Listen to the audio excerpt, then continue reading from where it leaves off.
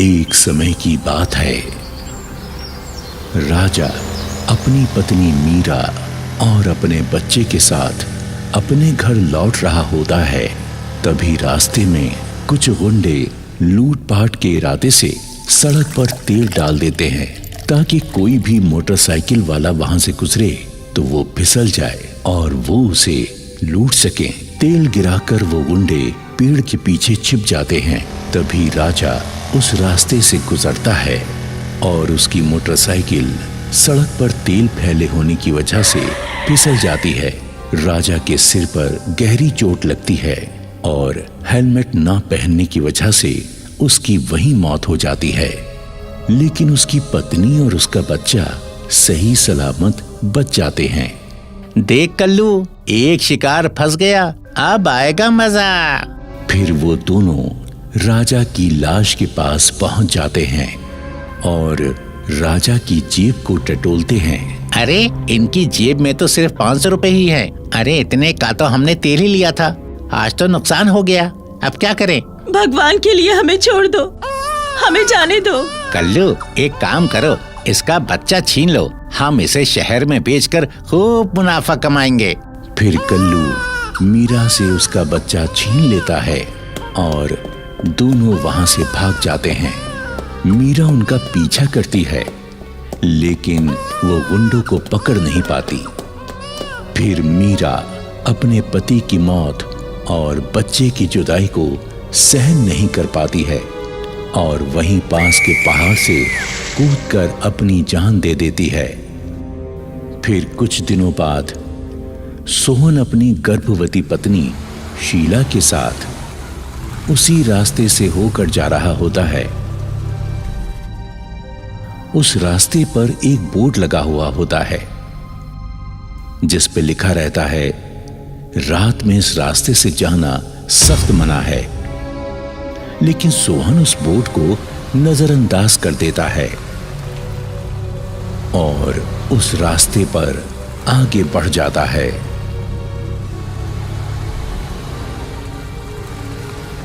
आगे कुछ दूर जाने पर उसकी गाड़ी का टायर फट जाता है। अरे ये क्या, गाड़ी का टायर फट गया? ये तो बहुत बड़ी गड़बड़ हो गई। मेरे पास तो दूसरा टायर भी नहीं है, क्या करूं मैं? अरे जल्दी कुछ कीजिए ना, मेरा दर्द बढ़ता ही जा रहा है, मुझसे और बर्दाश्त नहीं होता। शीला, मेरे पास दूसरा टायर नहीं है, अस्पताल तो पास में ही है, चलो पैदल ही चलते हैं। फिर वो दोनों उस सुनसान रास्ते पर पैदल ही चलने लगते हैं।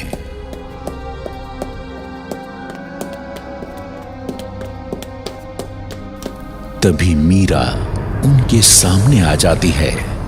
वो अब एक चुड़ैल बन चुकी है और अपने खोए हुए बच्चे को इधर उधर तलाश कर रही है। चुड़ैल को देखकर उन दोनों की हालत खराब हो जाती है। अरे मर गए, ये चुड़ैल कहां से आ गई?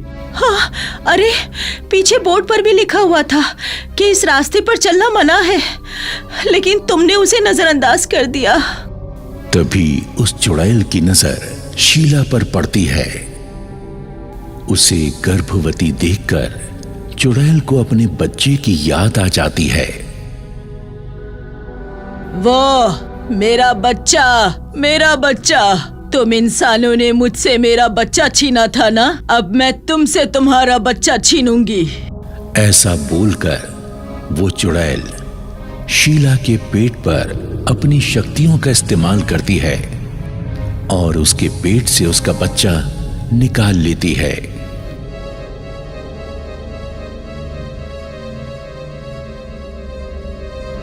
अरे मर गई, बहुत दर्द हो रहा है, कुछ करो, हाय राम। तभी वो चुड़ैल शीला का बच्चा लेकर गायब हो जाती है और शीला वहीं बेहोश हो जाती है। अरे उठो शीला, तुम ठीक तो हो ना? हे भगवान, मुझे इसको फौरन अस्पताल ले जाना होगा। सोहन शीला को उठाकर उसे अस्पताल ले जाता है और शीला की जान किसी तरह बच जाती है। फिर कुछ दिनों बाद, तुम कुछ भी करो, लेकिन मुझे मेरा बच्चा वापस ला कर दो। मैं अपने बच्चे के बिना नहीं जी सकती। तुम घबराओ नहीं शीला, हम फिर से उसी रास्ते पर चलेंगे जहाँ ये हादसा हुआ था। वो दोनों फिर से उसी रास्ते पर जाते हैं और आसपास के लोगों से पूछताछ करते हैं। अरे ये तो बहुत बुरा हुआ आपके साथ, इसीलिए तो हम गांव वालों ने एक चेतावनी का बोर्ड लगाया हुआ था, लेकिन फिर भी आप उस रास्ते पर चले गए। वो चुड़ैल कुछ दिनों से अपने बच्चे की तलाश में भटक रही है और जब कोई उसे बच्चा नहीं मिलता तो वो उस शख्स की जान ले लेती है जो उस रास्ते पर होता है। आपके बच्चे की वजह से आपकी जान बच गई। देखिए भाई साहब, वो मेरा बच्चा अपने साथ लेकर चली गई है। वो अभी भी जिंदा होगा। आप सभी लोग उसे ढूंढने में मेरी मदद कीजिए। अरे नहीं बहन जी, हम आपकी मदद कैसे कर सकते हैं? आप जितने पैसे बोलेंगे हम देने के लिए तैयार हैं। बस आप किसी तरह से मेरा बच्चा मुझे दिला दीजिए। शीला की ये बात कल्लू चोर भी सुन रहा था। वो भागकर बिल्लू को सारी बात बताता है।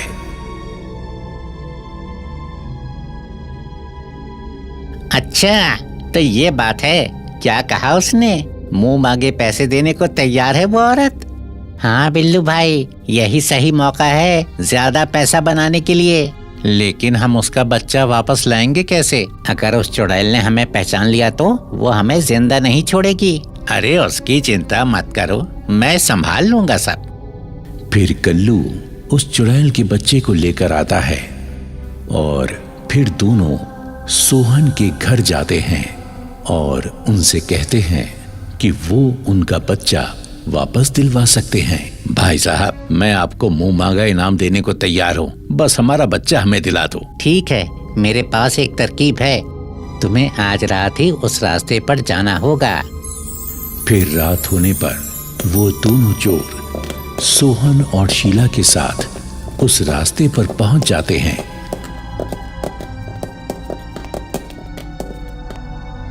अंकल, आप मुझे कहाँ लिए जा रहे हो? तुम्हें तुम्हारी माँ के पास लिए जा रहे हैं बेटा, चुपचाप चलते रहो।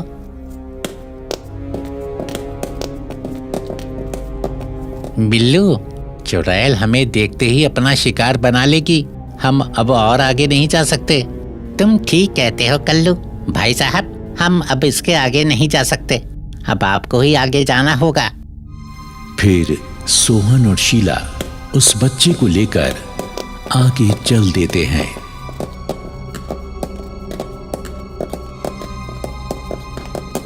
थोड़ी दूर चलने पर ही उन्हें अजीब अजीब सी आवाजें सुनाई देने लगती हैं। सुनो, लगता है वो चुड़ैल यहीं कहीं है। कहीं ऐसा ना हो कि वो हमें देखते ही मार दे और हमें उससे बात करने का मौका ही ना मिले। तुम ठीक कहती हो शीला, इससे पहले कि वो चुड़ैल हमें ढूंढे, हमें ही उसे ढूंढना होगा। देखो बेटा, आपकी मम्मी यहीं कहीं हैं, आप उन्हें आवाज लगाओ। लेकिन मैं तो उन्हें पहचानता ही नहीं। क्या मेरे बुलाने से वो आएंगी? बच्चे की बात सुनकर शीला की आंखें भर आती हैं। फिर वो बच्चा अपनी माँ को पुकारता है। माँ, माँ, आप कहाँ हो माँ? बच्चे की आवाज सुनकर वो चुड़ैल वहां पहुंच जाती है। अपने बच्चे को देखकर चुड़ैल बहुत खुश हो जाती है, लेकिन उसका बच्चा उसे देखकर डर जाता है और वो शीला के पीछे छिप जाता है। डरो मत बेटा, मैं तुम्हें नुकसान नहीं पहुंचाऊंगी।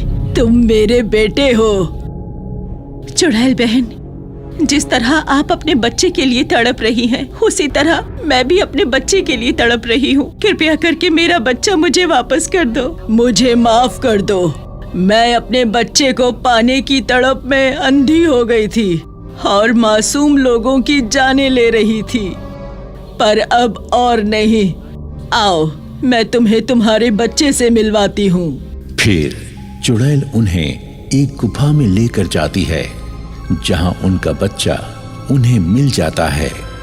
अपने बच्चे को पाकर शीला बहुत खुश हो जाती है, लेकिन चुड़ैल का बच्चा उदास होकर शीला के पीछे छिप जाता है। चुड़ैल अपने उदास बच्चे को देखकर दुखी हो जाती है। उसे पता होता है कि वो अब अपने बच्चे की देखभाल नहीं कर सकती क्योंकि वो मर चुकी होती है। चुड़ैल बहन, आप फिक्र मत कीजिए। आज से आपके बच्चे की देखभाल मैं करूंगी। आज से ये भी मेरा बच्चा है। ये सब सुनकर चुड़ैल बहुत खुश हो जाती है। इतना बोलकर वो चुड़ैल हमेशा हमेशा के लिए चली जाती है और शीला, सोहन अपने दोनों बच्चों के साथ खुशी खुशी रहने लगते हैं। किसी गांव में रामू नाम का एक व्यक्ति अपनी पत्नी के साथ रहता था। रामू फल बेचने का काम करता था। रामू की पत्नी सावित्री लोगों के कपड़े सिला करती थी। रामू और सावित्री का साधारण जीवन ठीक ठाक व्यतीत हो रहा था, परंतु उन्हें केवल एक ही दुख था कि उनकी कोई संतान नहीं थी। गांव के लोग सावित्री को बहुत ताने मारते थे। वो ताने सुन सुनकर बहुत दुखी होती थी और ईश्वर से कहती, हे भगवान, आप मुझसे किस बात का बदला ले रहे हैं? आप तो सब पर कृपा करते हैं, फिर मुझ अभागिन की भी सुन लीजिए प्रभु। रामू सदैव सावित्री को तसल्ली देता। अरे सावित्री, धैर्य रख। ईश्वर ने जो लिखा है ना भाग में, वही मिलेगा, इसलिए दुखी मत हुआ कर। परंतु सावित्री दिन रात संतान की चिंता में खोई रहती। सावन का माह आरंभ होने वाला ही था। सावित्री ने अपनी माँ के घर जाने का फैसला किया और रामू से कहा, सुनो जी, आज आप फल बेचकर जल्दी घर लौट आना। क्या हुआ भाग्यवान, कोई जरूरी काम है क्या? जी, मैं अपनी माँ से मिलने जाना चाहती हूँ। बहुत याद आ रही है उनकी।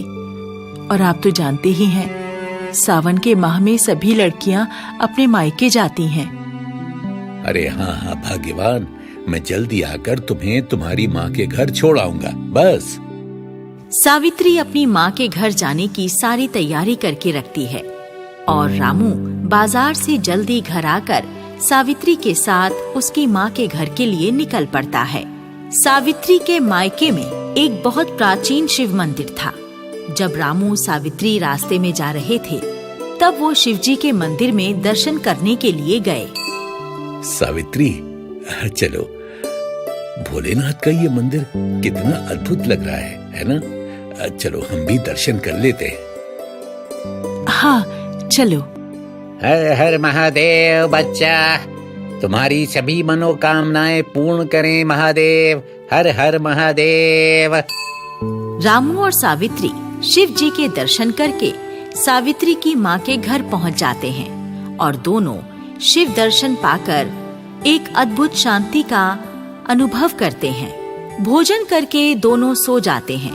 प्रातः जब दोनों उठते हैं तो फिर सावित्री की माँ और भाई शिव मंदिर जाने के लिए तैयार हो जाते हैं। माँ, आप सब शिव मंदिर जा रहे हैं? क्या आप सब रोज मंदिर जाते हैं? बेटी, हम तो भोले बाबा का अभिषेक करके ही अपनी दिनचर्या शुरू करते हैं। तेरे पिता के जाने के बाद उन्हीं के आशीर्वाद से हमारा गुजारा चल रहा है। और तेरी भाभी तो हर साल सावन के सोमवार का व्रत करती है। माँ, मुझे भी ये व्रत करना सिखाओ। भाभी, ओ भाभी, मुझे भी बताओ ना, इस व्रत को करने की विधि क्या है? अरे सावित्री, रख लेना व्रत। पहले तुम और रामू तैयार हो जाओ, कुछ खा लो। क्यों ना तुम भी आज हमारे साथ मंदिर चलो। कल से सावन शुरू हो रहे हैं। मैं तुम्हें व्रत का सारा विधान समझा दूंगी। रामू और सावित्री एक बार फिर मंदिर पहुंच जाते हैं। दोनों सबके साथ भोले बाबा का अभिषेक करते हैं और भगवान भोलेनाथ के सावन के सोमवार के व्रत रखने का मन बना लेते हैं। सावित्री अपनी भाभी से व्रत का विधान बताने को कहती है। देख सावित्री, भोले बाबा तो बहुत भोले हैं। उनके व्रत का विधान भी अत्यंत साधारण एवं सरल है। जो भी भक्त उनका व्रत सच्ची श्रद्धा से करता है, उनकी कृपा उस पर हो जाती है। इस व्रत का कोई खास नियम नहीं है, किंतु ये आवश्यक है कि दिन रात में केवल एक ही समय भोजन करो और प्रातः व्रत आरंभ कर शिव पूजन एवं शिव कथा सुनो। ये व्रत सभी मनोकामनाओं को पूर्ण करने वाला है। भाभी, मैं इस व्रत को अवश्य करूंगी। सावित्री, मैं भी तुम्हारे साथ सावन के सोमवार का व्रत पूरे विधि विधान से करूंगा। क्या पता भोले बाबा हमारे भाग्य की रेखा पर तरस खाकर उसे बदल दे। हमें संतान का सुख मिल जाए। दोनों मिलकर सावन के पहले सोमवार का व्रत रखते हैं। दोनों ही भोले बाबा के मंदिर जाकर विधि विधान से पूजन करते हैं एवं शिव कथा का श्रवण करते हैं। वो प्रत्येक सोमवार ऐसे व्रत का निर्वाह करना प्रारंभ करते हैं और यही कामना करते हैं कि उन्हें एक संतान की प्राप्ति हो जाए। दोनों के भक्ति भाव देखकर पार्वती जी शिव जी से कहती हैं, स्वामी, ये दोनों आपकी भक्ति कितनी श्रद्धा से कर रहे हैं। आपको इनकी मनोकामना पूर्ण करनी चाहिए। तभी वहाँ नारद मुनि आ जाते हैं और कहते हैं, नारायण नारायण, माँ पार्वती और भोले बाबा को नारद का प्रणाम। कहो नारद, कैसे आना हुआ? नारायण नारायण प्रभु, मैं आपकी आज्ञा से सावित्री और रामू की परीक्षा लेना चाहता हूँ। इससे ये सिद्ध हो जाएगा कि वो आपके वरदान के योग्य है भी या नहीं। हाँ प्रभु, अगर नारद मुनि आपके भक्तों की परीक्षा लेना चाहते हैं तो ठीक है। नारद मुनि सावित्री और रामू की परीक्षा लेने के लिए पृथ्वी पर पहुंच जाते हैं। रामू और सावित्री का सावन का आखिरी व्रत होता है। दोनों पति पत्नी अपने व्रत का उद्यापन करने मंदिर जा रहे होते हैं और नारद मुनि एक ऋषि के भेष में उनसे मिलने पहुंच जाते हैं। अरे सावित्री और रामू, कहाँ जा रहे हो भाई? अरे उस वैरागी को मनाने मत जाओ, तुम्हें कुछ प्राप्त नहीं होगा। मेरी शरण में आओ, मैं तुम्हें संतान प्राप्ति की एक ऐसी पूजा बताऊंगा कि तुम्हारा सपना सत्य हो जाएगा। महाराज, आपने हमारे नाम कैसे जाने और हमारा उद्देश्य भी बिना बताए जान गए? कौन है प्रभु आप? हाँ महाराज, बताने की कृपा करें और ये भी बताएं कि आप हमें हमारे भोले बाबा के पास जाने से क्यों रोक रहे हैं? क्योंकि मैं जानता हूँ एक मूर्ति तुम्हें कुछ नहीं दे सकती, किंतु मैं अपनी शक्ति की विद्या से तुम्हारा सपना साकार कर सकता हूँ। रामू और सावित्री पहले तो बहुत सोच विचार करते हैं, फिर ऋषि से कहते हैं, ऋषिवर, हमें क्षमा करें। हम भोले बाबा के नाम का व्रत कर रहे हैं।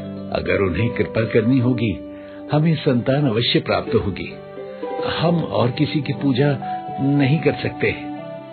अरे मैंने तुम्हें बताया ना कि ये बैरागी तुम्हें कुछ नहीं दे सकता। तुम व्यर्थ ही इसकी पूजा करके अपना समय बर्बाद कर रहे हो।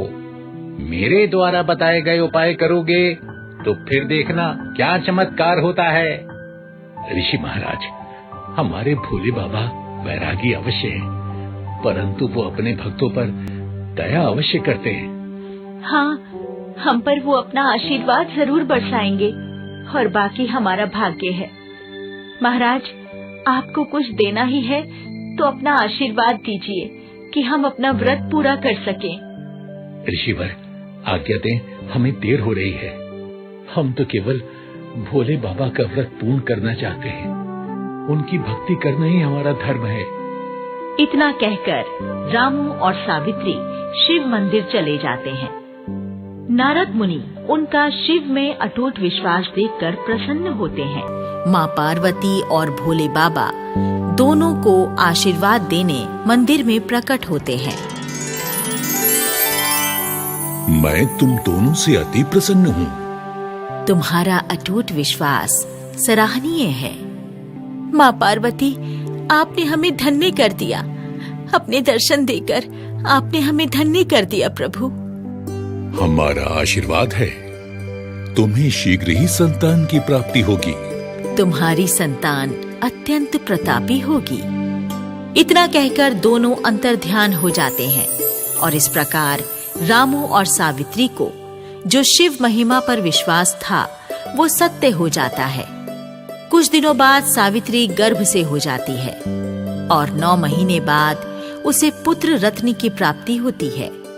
वो अपने पुत्र का नाम शंभू रखती है। अब रामू और सावित्री की भक्ति एवं उनके व्रत पश्चात पुत्र प्राप्ति की प्रसिद्धि सारे गांव में फैल जाती है। आगे चलकर उनका पुत्र प्रतापी एवं शिव भक्त बनता है और दोनों सुखमय जीवन जीते हैं।